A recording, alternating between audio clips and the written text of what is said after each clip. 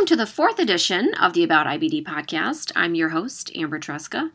You can find me on verywell.com, where I write about inflammatory bowel disease, and you can also find me on my personal website, aboutibd.com, as well as on Instagram, Facebook, Twitter, and Snapchat as About IBD. Today I've got Mr. Ryan Stevens, who's a good friend of mine, as you'll figure out as you listen to the podcast. But he's also made some huge contributions to the understanding of IBD by the general public. So he's got some big stuff coming up soon that we want to tell you about. And we also talk a little bit about a program that he did recently that was put together for patients with inflammatory bowel disease and rheumatoid arthritis to tell their stories. And you can find his video at finelytuned.com. But you're not going to go there right now because you're going to listen to us have a conversation about what's going on with Ryan and about whether or not I'm actually going to get in a kayak. I don't know about this. All right. Here we go with my interview with Ryan, otherwise known as Crohn's guy. Ryan. Yes, Amber. Thank you for talking with me today. Well, thank you for inviting me to come on. I'm really honored. I feel like there's a bunch of topics that we could talk about pretty easily, but what I wanted to talk to you today was about a very specific experience that you had about working with people at Janssen on the Finely Tuned program and doing some video with them.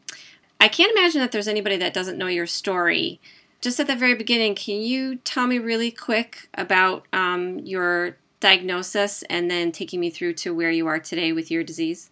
Yeah, absolutely. So I was diagnosed with Crohn's colitis back on March 2nd of 2009 and tried quite a few medications. Nothing seemed to be working, unfortunately. And so 2 years later, I had to have a colectomy and a temporary pouch for about 6 months and then had that reversed and went on with my life for about 2 years. And unfortunately, surgery is not a cure. So the Crohn's had decided to move up in the real estate. And so I started going back onto drugs, different medications, and unfortunately ended up having further surgery. But I'm here now. And my God, it's been, how many years is that? 2009? No, it's a lot. 8 years. So 8 years. Yeah, and what you didn't mention that I know about you, that, again, I can't imagine that anyone doesn't know about you, is that you are a competitive swimmer. That is true. I spent my entire life basically swimming.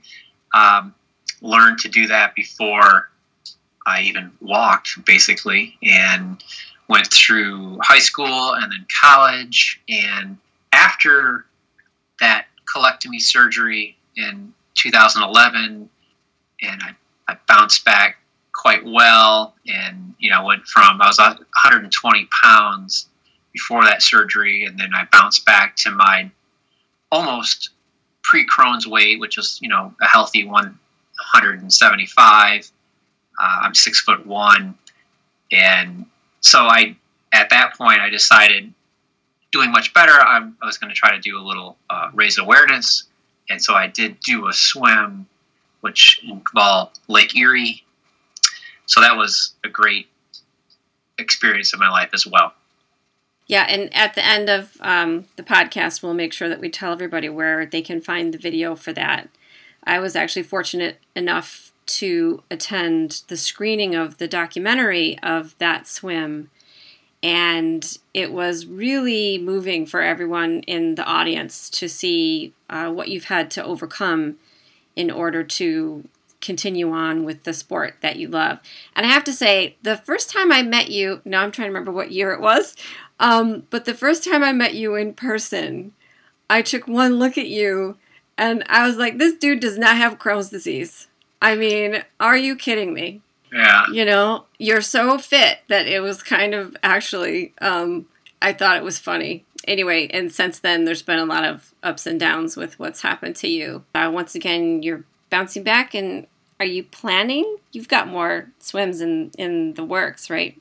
Right now, I'm hoping for, it's an annual swim that they do around Key West, and it's about 12.5 miles, and they do it usually in June of each year. And I was supposed to do it 2 years ago, and I just had a really bad run with Crohn's, and it was more extra intestinal manifestations with abscesses and fistula. So I had quite a few surgeries that year, and I just had to put that swim on. I had to postpone it. So just had surgery back in December, and I'm hoping that, knock on synthetic wood, that, because that's all that's in front of me right now, but hopefully I don't have any of those further in my life. Who knows? But anyway, I'm back into swimming and training, and I felt I wouldn't be ready this year, and it's a pretty good decision because I'm way out of shape, even though I have been swimming for about 2 months now. And so my goal is for next year, 2018, to try that swim around Key West. Okay. Yeah, I really want you to do that swim because I want to go. I just want to go to Key West, and that's a perfect reason to go. I'll go and cover your swim. That'll be my excuse for hanging out in Key West. Well, can you kayak at all? Because I need kayakers. I'm scared of kayaks. I have to tell you, it kind of creeps me out a little bit. I'm a little scared of it. So, I don't know. I'll work on it. For you, I'll work on it. But what I want to talk to you about today was when you actually came to New York City because you were invited to do some filming with Janssen because they were working on a new program around Remicade. And actually, you and I met up in the city for a little bit before you went on to filming, and I think you were there for a couple of days. So can you take us through sort of how they contacted you and then what that was like to come in? Because actually you hadn't been to New York prior to that, right? I'd never been to New York City, so it was really exciting. And it's great to have great friends like you because you came in and showed me how to use the subway. I had no idea what I was doing. So Remicade really ended up being therapy for me because I had tried, as I said previously, I tried just about everything. And what happened was I was getting scoped almost monthly by my doctor at the Cleveland Clinic, and I had a scope in December. I can't really tell you the date right now, the year, but I think it was 13. And he says, "Man, you're really bad." And so he tried me on a different medication, and then I was back almost less than a month later because he was really concerned, and we did another scope, and he said, "All right, that stuff just didn't do anything. I want to try you on Remicade." And so that was January. I think I started my first induction dose of February.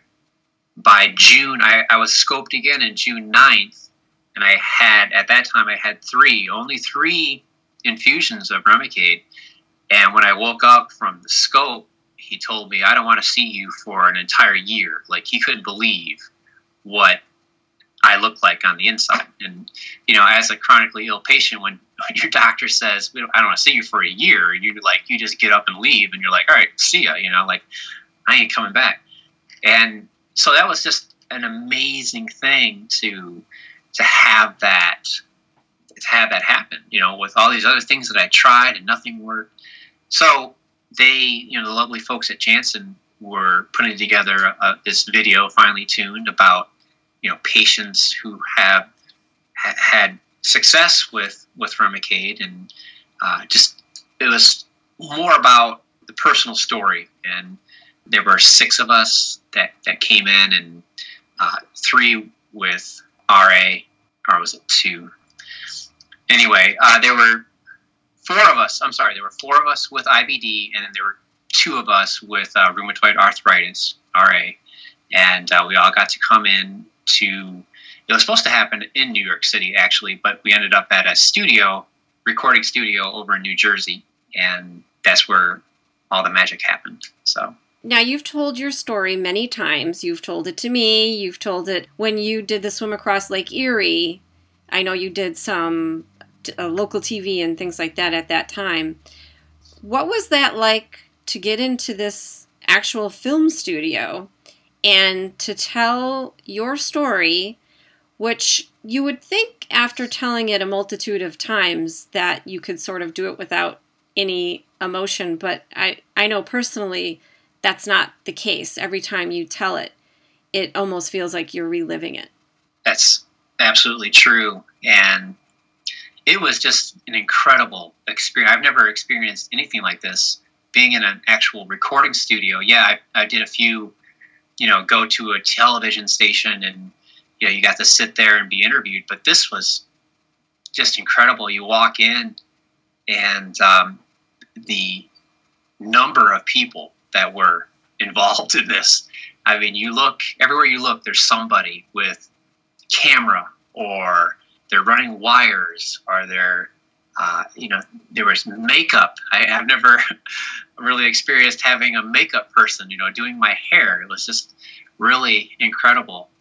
They really put you at ease because they had, the person the director, he's just like, tell me your story.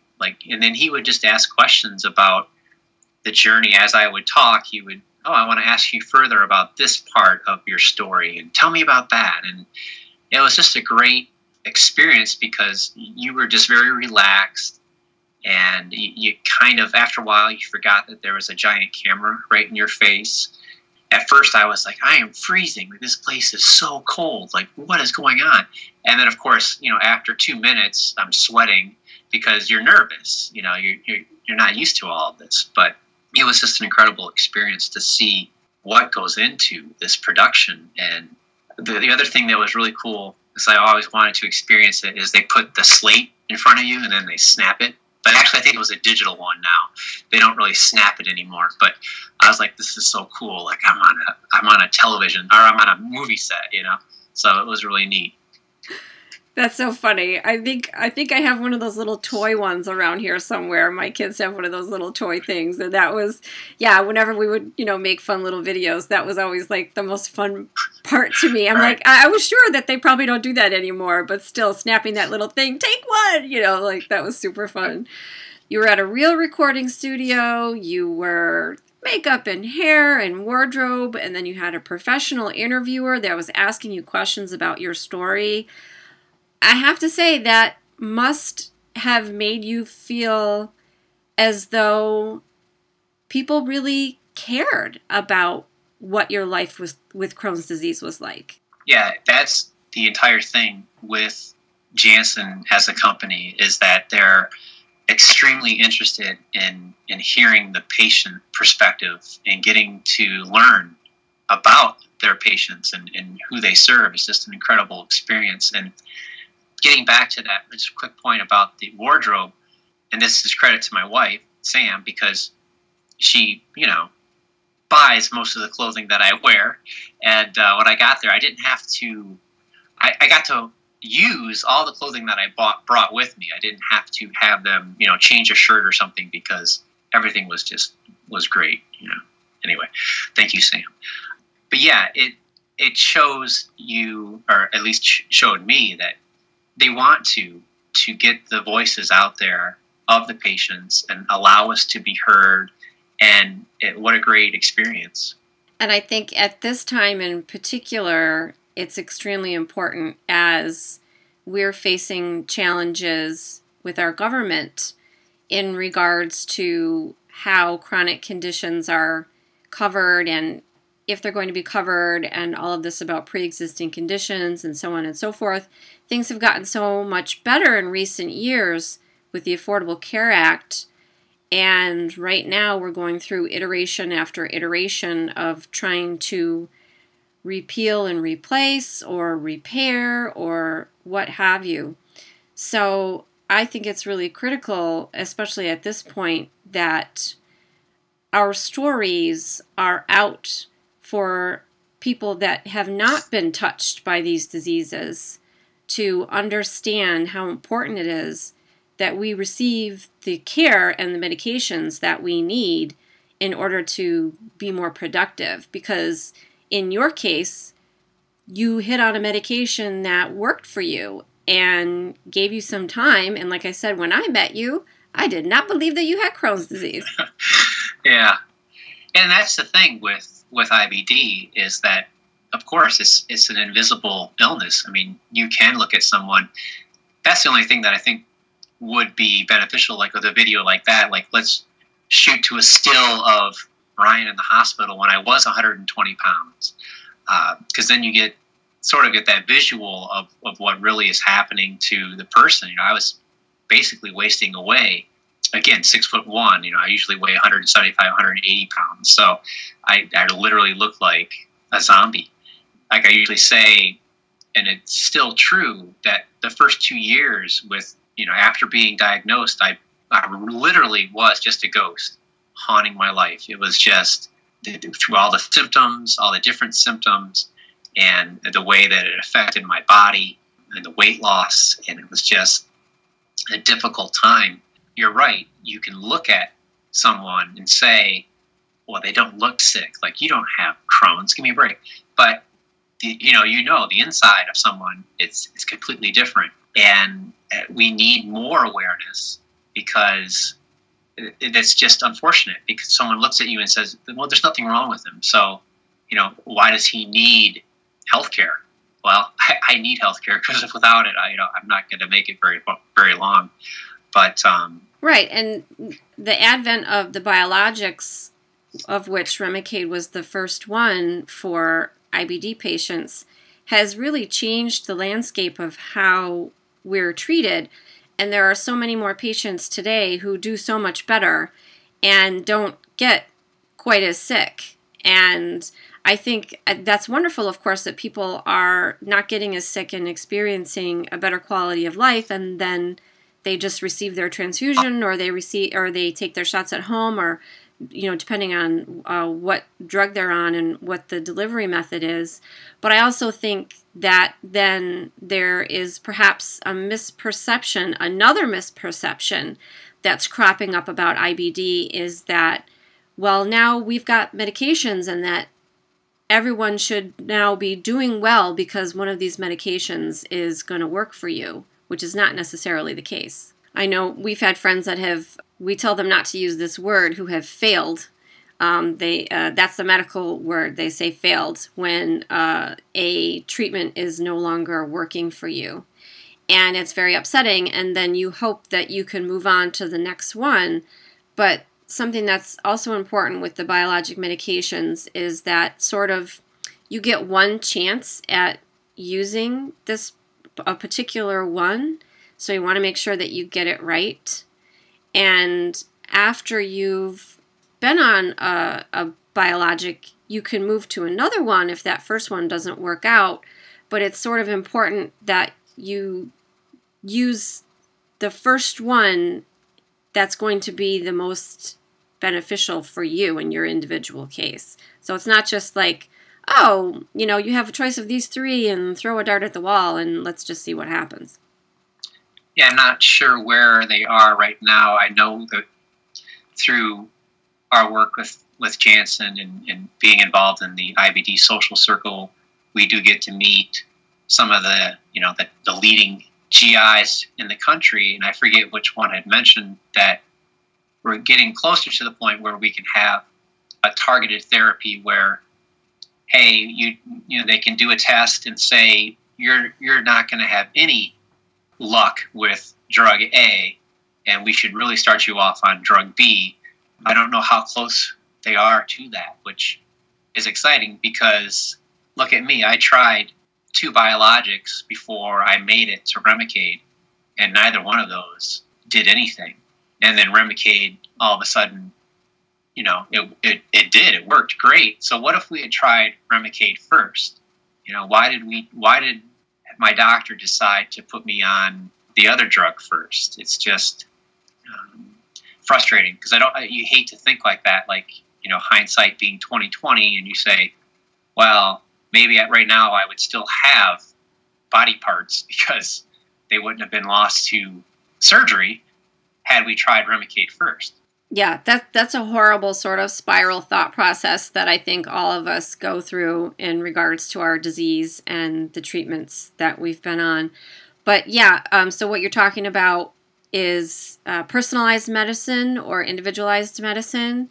And I'm also not certain how far away we are from that in regards to IBD, but it is done for other diseases that you can be tested for a particular gene or something like that, and then they'll know that you have, it's not an absolute, but they'll know that you perhaps have a greater chance of success with one particular treatment over another. So yeah, it's definitely something that we're all looking forward to in the IBD space instead of, it happens so often that patients will ask me if they should go on one particular drug or another, and they have to go based on what their doctor knows. But that's, in some cases, they're given a choice between two and then sort of sent home with the information, and they have to make their own choice, which to me seems a little crazy, but that's what happens, and that's the reality of IBD. So I also want to talk to you. Can we talk for a minute about your graphic novel? Is that okay? Yeah, sure, of course. You're working on a graphic novel, and you're a talented writer. I always say that to you, that you know that that's true. And so I really can't wait to see it. I don't know much about it other than maybe a little bit about the main character. Yes, I've been keeping it sort of under lock, I guess, would be the description. And I just don't want to give too much of it away. It's a story with a definitive beginning, middle, and end. It's a one-time story. It's not going to be, I think a lot of young adult fiction right now is like, oh, well, here's my book, and let's turn it into like an 8-part series. I don't have any desire to do that. Like, I want to tell the story and just be done. But it does center around a young female who has Crohn's and also has is facing, I should say, she doesn't have it yet, but she's facing permanent ostomy surgery. She finds herself in the middle of a madman, a gentleman who has returned to exact revenge. So you'll just have to wait till I'm done. But she gets brought into the story sort of as collateral damage. But like I said, and I'm almost done. Like, I so badly want it to be done. I had surgery back on December 12th, and I was like, I've got to get it done before I go in, under the knife. I got to get it wrapped up and out of the way. And of course that didn't happen. And all of us actually were, the social circle, we were down there in Orlando, and I was trying to get it done before we left, and that didn't happen. And then anyway, so coming back, the recovery from the surgery was, at first it was quite easy, and then there were a few complications, and so I've been kind of sidelined with a few things. But like I said, I'm almost done. So, and then we'll see. I want to go the route of finding a publisher. It's more like an ego thing, I think. But there are comics publishers in the United States who will, help you publish your story. And but if that route is not viable, then I will end up going the self-published route, which is a little bit longer and more detailed, but definitely a reality that I want to make. We were just last weekend, or was it been? Yeah, last weekend we were in Chicago with Jansen as well. They put on Healthy Voices, and at the same time was the Chicago Comic-Con. And Samantha actually got to go. She has a friend who is extremely talented artist, and so I'm like, it would be really cool to be there as an artist myself, not picture drawing, but obviously as a writer. So that's a goal of mine, is to be out there with a book that I think people with IBD will appreciate, and it's definitely not a sugar-coated thing, so there's probably going to be some issues there, but it's reality. People don't understand. I've been under the knife, I think 9 times now, and I mean you have had a J pouch, so that was at least 3 surgeries to get from start to finish. 2. I did it in 2. Yeah. You did it in 2. Okay, you overachiever. I know, right? So, surgery is not a walk in the park for people with IBD. It's just something that I want to try to explore and make more aware of what happens when someone is faced with, a life-changing surgery. Right, life-changing in so many ways. Not only does it change your body forever, changes the way that you live, and then in your case and in the case of many others, here you were putting off a project that you felt strongly about and that you wanted to finish because you had to, once again, deal with IBD, and the surgery that you underwent was, correct me if I'm wrong, but it was proctectomy. So, and that's a tricky surgery and takes a long time to recover. Indeed. Yeah. So tell all of your adoring fans, Ryan, aside from myself, tell everyone where we can find you on all of the electric interwebs so that we can make sure that we follow along and support the development and creation and publication of your graphic novel and your other work. Well, thank you. I appreciate that. So I haven't made any announcement about it yet, but the place where I will do that will be on my blog, which is crohnsguy.com. And you can also find me on Twitter, which is at Ryan_Crohn'sGuy. And if you go to the Twitter handle on my profile information, the bio information, it has a link to the Janssen website where currently resides the swimming documentary about the Lake Erie swim. And I do have a Facebook page about swimming as a permanent ostomate and more. I'm not really pushing much information on that just yet because it's still, I've learned with this disease that, yeah, you can plan a little bit, but maybe hold back just a little bit too. I really was looking forward to that a few years ago of doing the swim around Key West, and then it just kind of got ripped out from underneath me. And so definitely still planning it, but I haven't really pushed any information out about it.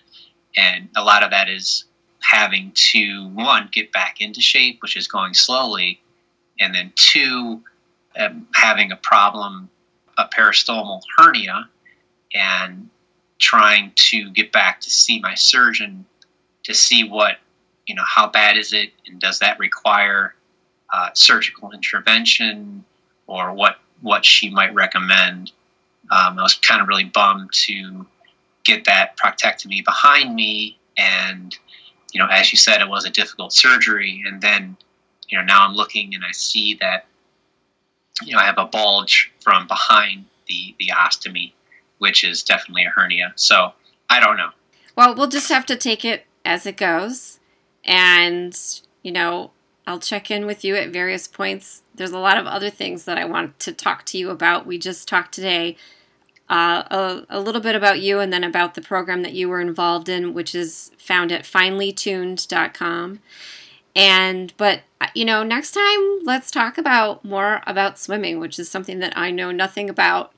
And I don't know, maybe you can talk me off my ledge and figure out. I feel like kayaking would be super fun, but something about being in the boat like that kind of freaks me out and all of that. So I don't know.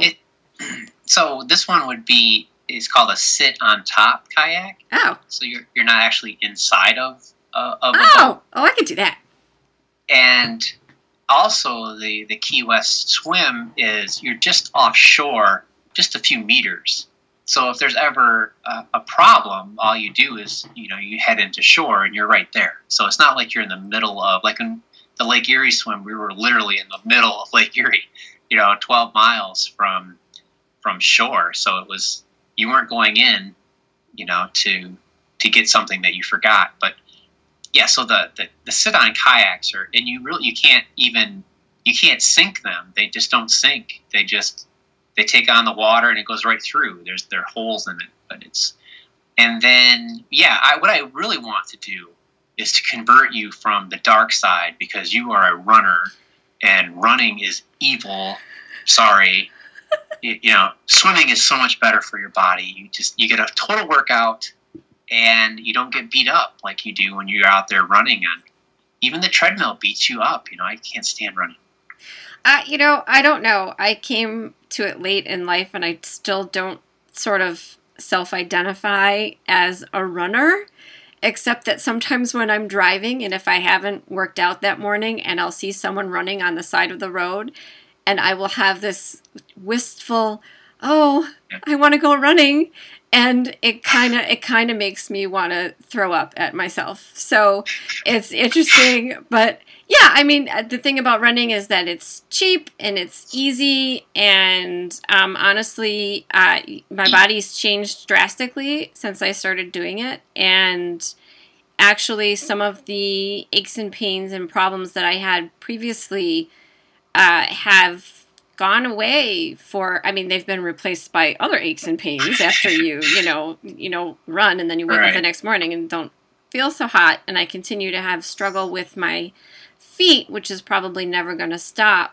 but some of my joints in my legs and my knees especially, which I had dislocated a knee when I was 12, so I've had knee problems for a long time, and I feel now it's the best it's ever been. So, I don't know. I don't know that I'm ever going to be a swimmer, and like I said, I don't really self-identify as a runner, but you have to do something, and especially with a J pouch, it's important that you keep your weight under control, because people that tend to gain a little more weight don't quite do as well, and as we all do over 40, we struggle a little bit. So in any case, that's my story, and I'm sticking to it. But a nice day in the Keys, sitting on top of a boat, like I could conceivably be talked into that. We can talk about that.